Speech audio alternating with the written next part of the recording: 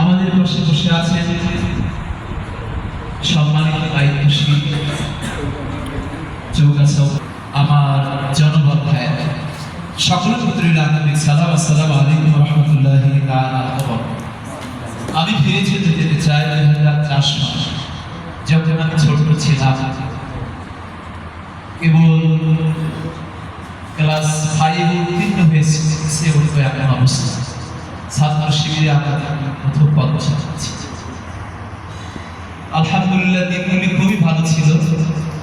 2009 যখন দিল, বিগত দিনের হারিয়ে যাওয়া ভুলিয়ে যাওয়া সরকার জগদ্দল পাথরের মতো আমাদের উপরে যখন চেপে বসলেন, ঠিক আমরা সেই সময় এসএসসি পরীক্ষা দিচ্ছি। পড়াশোনাগুলিতে বসবো এই চিন্তা আমার ছিল, কখন না জানে আসে, কখন ধরে নিয়ে যায়, বাড়ির চারিপাশে হানা দিয়ে থাকে। এই নির্মম ইতিহাস আমাদের জীবনে আমরা হাড়ে হাড়ে উপলব্ধি করেছি। সেই 9 থেকে বিগত 24-এর 5 আগস্ট আমরা নির্যাতিত, নিগৃহীত হওয়ার পরে দিনের পথ কখন ছেড়ে দেয়নি, শুধুমাত্র আল্লাহ তাআলা। এই জন্য আমার সম্পর্কিত সকল আমার সোনার বাংলাদেশের উজ্জ্বল নক্ষত্ররা বসে আছে, তাদের কাছে আমার একটি ইচ্ছা হবে, আমাদের কোরআনের বাতিল শব্দ বিদা হতে পারে কখনো? হতে পারে কখনো? উনি বলেছিলেন অসংখ্য কথার মধ্যে একটি কথা আমার কাছে চয়ন, যে বাংলাদেশে ছাত্র শিবির আছে, তাই দেশে সব মানুষের আনন্দ আছে। এটা আমাদের জন্য অনেক বড়। ছাত্র শিবির আছে, এজন্য দেশ ও মাটি ঠিক আছে। ছাত্র শিবির যতদিন থাকবে, এদেশের সার্বভৌমত্ব রক্ষার্থে তারা অনন্য ভূমিকা পালন করবে। আমরা যেন সেটাই দেখি। 24-এর আন্দোলনে ছাত্র শিবির ছিল, তাই আল্লাহর অশেষ কৃপায় আমরা নতুন বাংলাদেশ পেয়েছি, আলহামদুলিল্লাহ। আমরা সম্মুখের দিন, সম্মুখের পথ পাড়ি দেওয়ার মধ্যে আল্লাহ তাআলা ভালোবাসা সম্মুখে নিয়ে বীরের গায়ে যদি আমরা পথ পাড়ি দিতে পারি, আমরা যদি আল্লাহর সম্মুখে এ কথা অবকট স্বীকার করতে পারি, কুলিন্না সালাতি ওয়া নুসুকি ওয়া মাহইয়ায়া ওয়া মামাতি লিল্লাহি রাব্বিল আলামিন। বাবা, আমার নামাজ, আমার জীবনের যাবতীয় অনুষ্ঠান, আমার হায়াত, আমার মওত, আমার বলতে যা আছে সম্পূর্ণটাই আমার রবের জন্য। যদি উক্ত কোরআনে কারীমের আয়াত আমরা পক্ষে ধারণ করে আমরা পরিপক্কভাবে সম্মুখের পথ সুদৃঢ়তার সাথে পাড়ি দিতে পারি, কে আছে আমাদের ঠেকাবা? আমরা বদলের সৈনিক, আমরা আন্দোলন নতুন করে আবার বিজয় ইনশাআল্লাহ।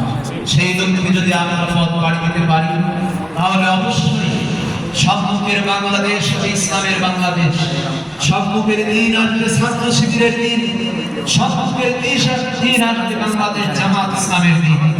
আমরা যদি সম্মুখের দিন পাড়ি দিতে চাই, কোরআন কারীম থেকে যদি আমরা বিচ্ছিন্ন না হয়ে যাই, কে আছে আমাদের ঠেকাবা? আল্লাহ তাআলার হাবিবের উপরে কোরআন কারীমের আয়াত কারিমা নাযিল হয়েছিল।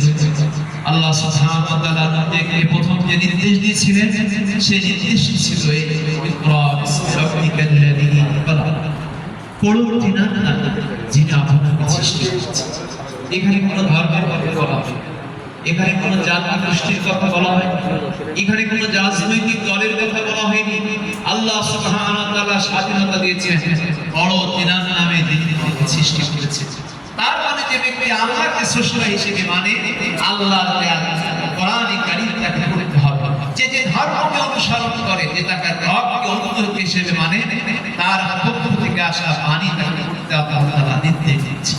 তার মানে হলো এই পৃথিবীতে যে মানুষের ধর্মীয় জ্ঞান আছে, সে কখনো উন্নত হয় না, সে কখনো যোগ্য হয় না, সে কখনো টেরোরিস্ট হয়, সে কখনো খারাপ হয়। আমি আপনাদের বিনয়ের সাথে সবিনয় অনুরোধ করছি, আমি জানি বাংলাদেশ ছাত্র শিবির একটি চৌকস সেনাদল, যাদের ট্রেনিং হচ্ছে মহাগ্রন্থ আল কোরআন এবং হাদিস থেকে দেওয়া হয়।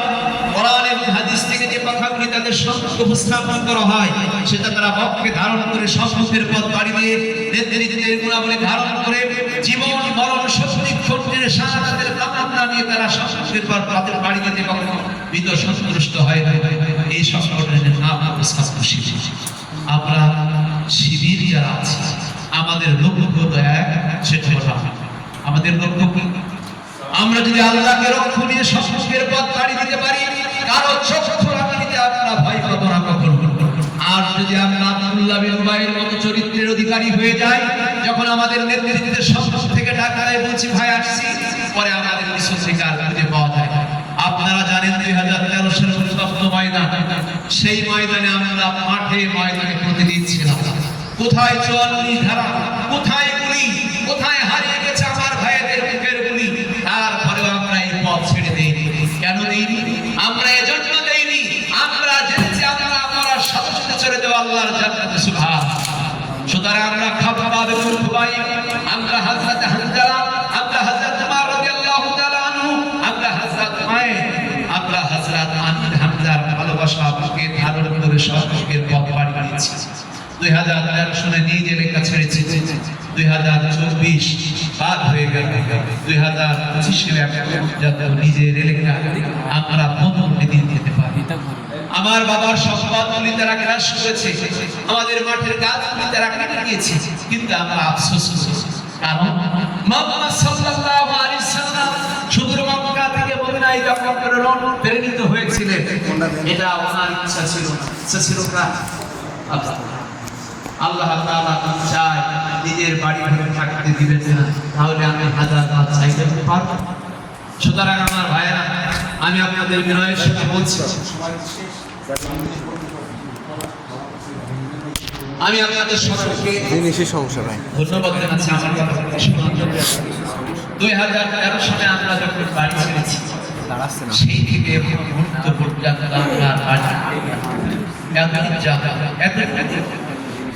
আমার বাবা আমি ছেড়েছি।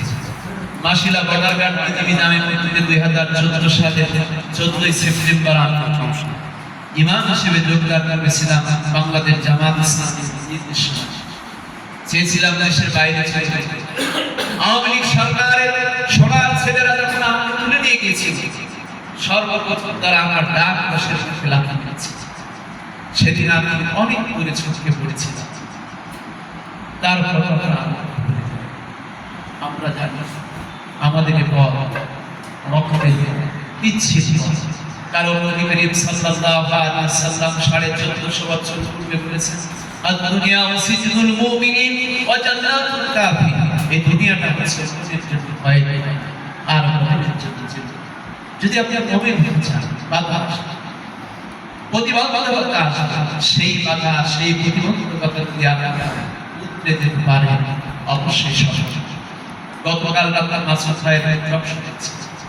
আমি ডক্টর মাসুদ সাহেবকে শহীদ, উনি বলছেন আমাকে প্রথম যখন তুলে নিয়ে যাওয়া হলো, একটা রুমের ছাদের পরে গিয়ে আমাকে বলছে যে আপনার পথ হচ্ছে এক নম্বর পথ, আমরা যদি গুলি করে দেখি তাহলে আর একটা অপশন হচ্ছে আপনার সাথে লাভ দিয়ে, তখন আমরা বলবো যে উনি ভয়ে পালাতে গিয়ে মাসুদ সাহেব অপরের কথা এভাবে বলেছে। দুটোর ফলাফল এক। আমাকে আপনারা গুলি করলেও যা, ঝাঁপ দিলেও যা, মৃত্যু তো মৃত্যু, সুতরাং কিছু শোনা আপনারা। তখন তারা একটা বলেছে যে না কিন্তু হবে না, চলো অনেক কাজ করা। এরপরে টিভি অফিসে, মিন্টু রোডের টিভি অফিসে নিয়ে গিয়ে ভাইয়ের নির্যাতন করা হয়েছে, এটা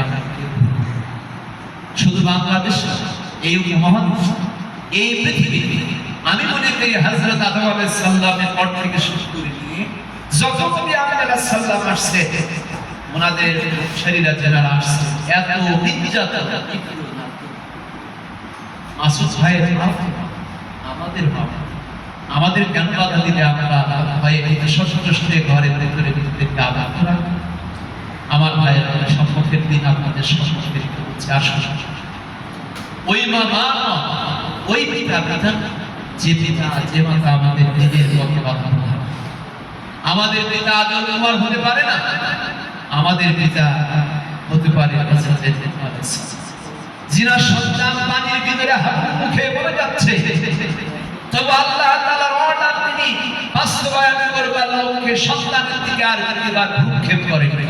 সুতরাং আমাদের পিতা যদি আদম কুমার হয়, তাহলে আমরা ওই পিতাকে পরিহার করব কার খুশির জন্য? সবাই বলেন আমরা আল্লাহর খুশির জন্য সফরের পথ পাড়ি দিব।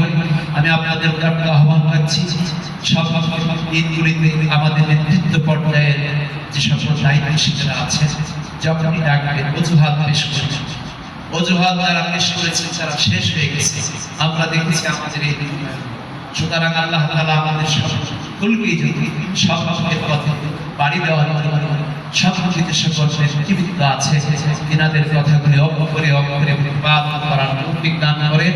আর সেটা হয় আল্লাহ সন্তুষ্টির জন্য। আমি